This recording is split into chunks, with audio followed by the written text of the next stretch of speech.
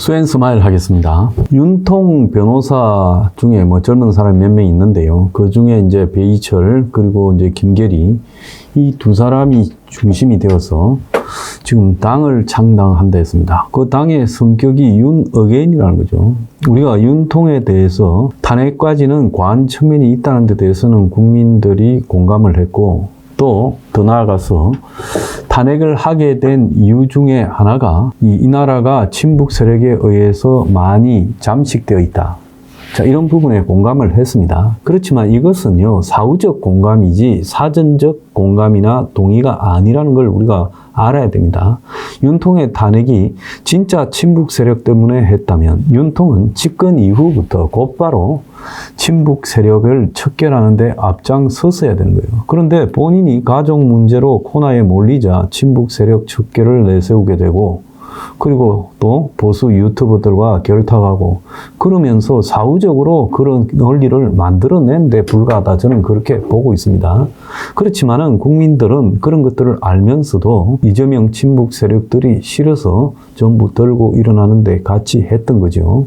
그런데 이제 그 상황이 윤통의 저항 포기로 마무리됐는데 거기에 윤통의 변호사들이 큰 기여를 했습니다. 윤통의 변호사들이 윤통을 제대로 설득해서 계속 탄핵 싸움을 하자 해야 되는데 마치 탄핵이 기각될 것처럼 전파하고 그러면서 윤통 구속 취소 이후 변론 재개를 포기하고요. 그냥 세월 떠나보냈어요.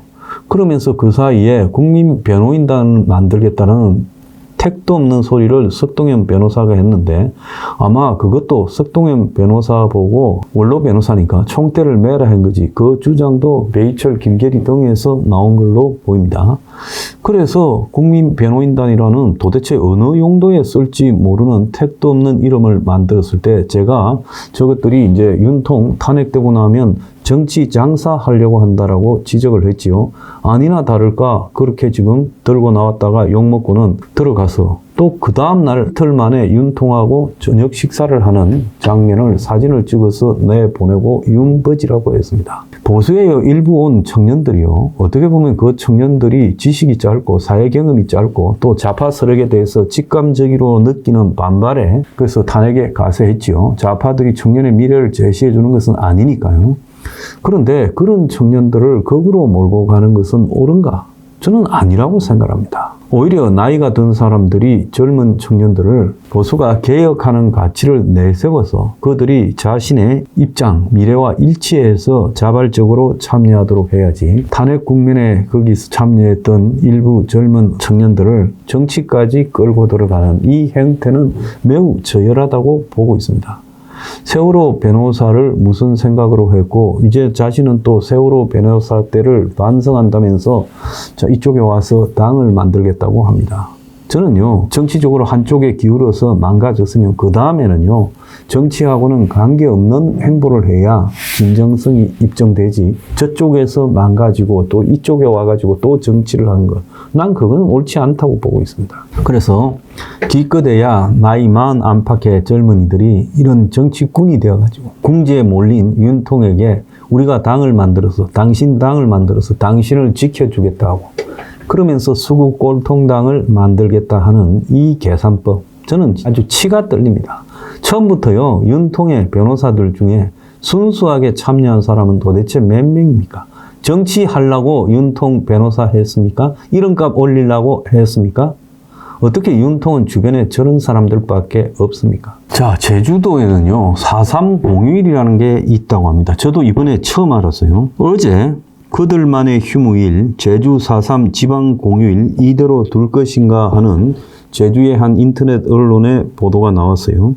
지방 공휴일 지정 7년째도 불구하고 지방자치단체 관공서 휴무일로 전락하고 초중, 고등학교, 대학가는 미적용, 추년식 참가하고 싶어도 휴일이 아니라서 못해. 도의회는 학교 휴업일 지정해야 한다 하지만 교육감은 학교장 재장으로 휴업일 검토한다. 그러니까 이 4.3 공휴일이라는 게 잘못됐다라는 게 아니라 4.3 지방 공휴일을 지정했으면 공무원만 놀 게 아니라 학교도 다 놀아야 된다. 이 주장이었어요. 참 기가 찼습니다. 그러면 5.18 공휴일, 4.19 공휴일부터 시작해서 부마 사태 공휴일까지 전부 공휴일을 지정해야 되지 않겠어요? 이게 옳다고 생각하십니까? 4.3 자체에 대한 많은 역사적 논란이 남아 있는데도 불구하고 그 특정한 그리고 그 발단은 김달삼이라는 자의 폭력적인 우파 진영에 대한 공격으로 시작되었는데 거기에 쌍방간의 진압 과정에서 피해가 있었다고 해서 그날을 공휴일로 한다는 것이 옳은 겁니까? 그리고 7년 동안 공무원들만 얄팍하게 놀았다는 것도 놀라울 이야기입니다. 공무원부터 나서서요, 이런 공휴일을 지정하면 안 된다. 그리고 당연히요, 학교에서 이런 날을 갖다가 공휴일로 지정해서 무슨 4.3 강제 추념해 보낼 겁니까? 이것도 웃기는 이야기예요. 왜 4.3이라는 부분에 대해서 제주도의 모든 학생들이요, 그날을 공휴일로 지정해서 추모를 하러 가야 됩니까? 웃기고 자빠졌다고 생각을 합니다. 제주도가요, 멀리 떨어져 있다 보니까 지 맘대로 운영을 하는데요. 이거는요, 중앙 정치꾼들이 이 4.3이라는 부분을 가지고 정치적으로 이용하려 하다 보니까 이제 4.3이 대단한 순국 추모의 날처럼 됐습니다. 나는 이거는요, 정말 웃기는 꼴이라고 보고 있습니다. 자, 요즘에 그 아부의 급도 굉장히 높아지고 있는데요. 도울이라고 하는 그 지식 사기꾼 비슷한 사람 있죠? 이 사람이요, 이재명이를 전태일 예수와 비교하면서 낯뜨거운 명비 어천가를 이렇게 불렀습니다. 천민같이 생각했던 사람이 대통령 된다 하니까 공포를 느낀다는데 빗대어서 이야기한 거라고 해명을 했지만은 이 사람이요, 15일 날 공개된 노무현 재단 유튜브에서 유시민이하고 이재명이하고 대담에 나갔어요. 국민의힘과 보수진영이 이 후보를 왜 이렇게 무서워한다고 생각하느냐 하고 유시민이가 물었습니다.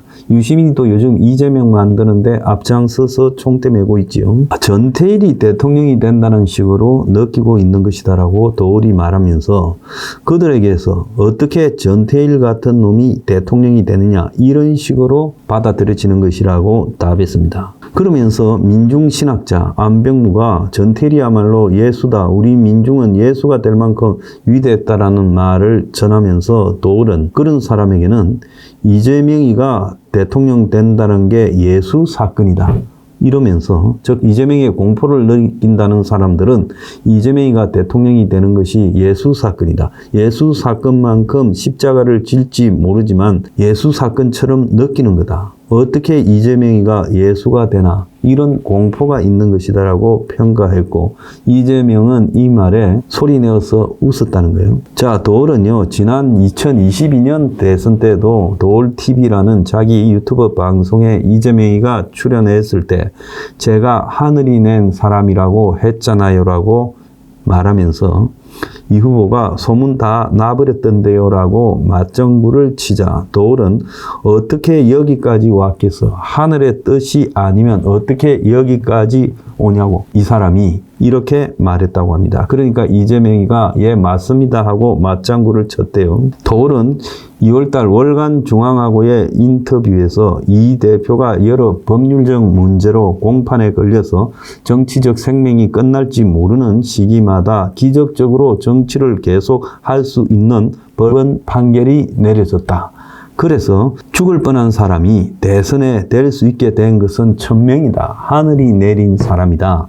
이렇게 말을 했어요. 그러면서 자기는 특정인을 지지하는 게 아니다라면서 사상가로서 모든 정치인에 대해서 항상 공정한 비판적 시각을 유지하고 이재명을 세밀하게 관찰했다. 이렇게 말을 했어요. 자, 정말 웃겨도 보통 웃기는 게 아니라는 거예요. 자, 그런데 이 가중에 또 JTBC가 지난 10일 그러니까 4월 10일 이재명이 대선 출마 동영상을 공개하자 JTBC 유튜브 현장 영상 썸네일 제목을 12분짜리 영화 퀄리티가 아주 뛰어나다 이야기죠. 이재명 대선 출마 공개 영상이라고 이재명이 대선 출마 영상 다큐가 내용 검증을 하기보다는 11분짜리 고퀄리티 영화 같다고 띄웠어요.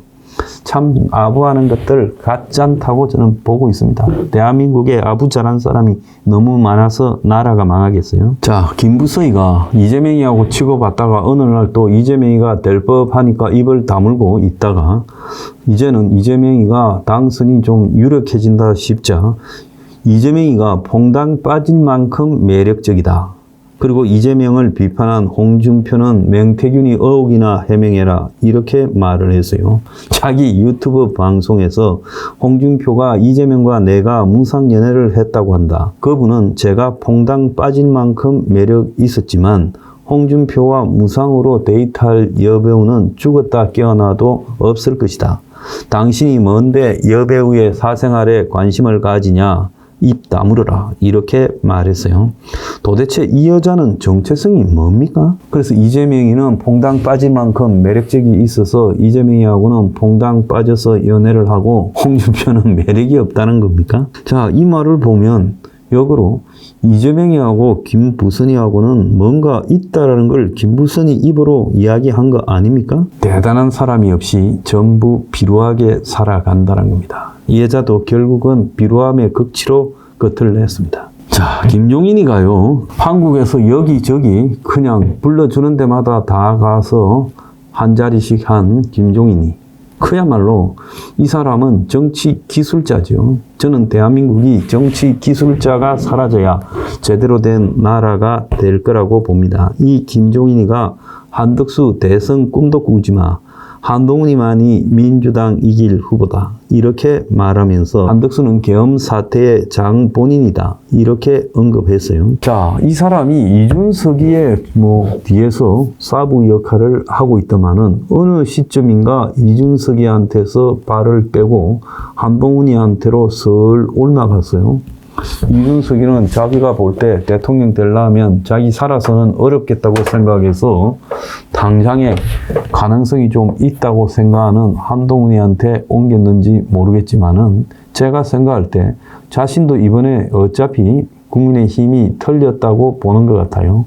그래서 털렸다고 보면 국민의힘이 대선에 지면 한동훈이가 국민의힘 당을 장악하게 될 거다. 그때를 노리고 저러는 거 아닌가 이런 생각을 하는데요. 이 사람은 도대체 정년이 없습니까? 몇 살 때 은퇴할 겁니까? 나이가 들어서요. 부끄러운 줄을 알아야 돼요. 저는 나이 60인데 벌써 정치판에 은퇴했습니다. 왜 그러고 삽니까?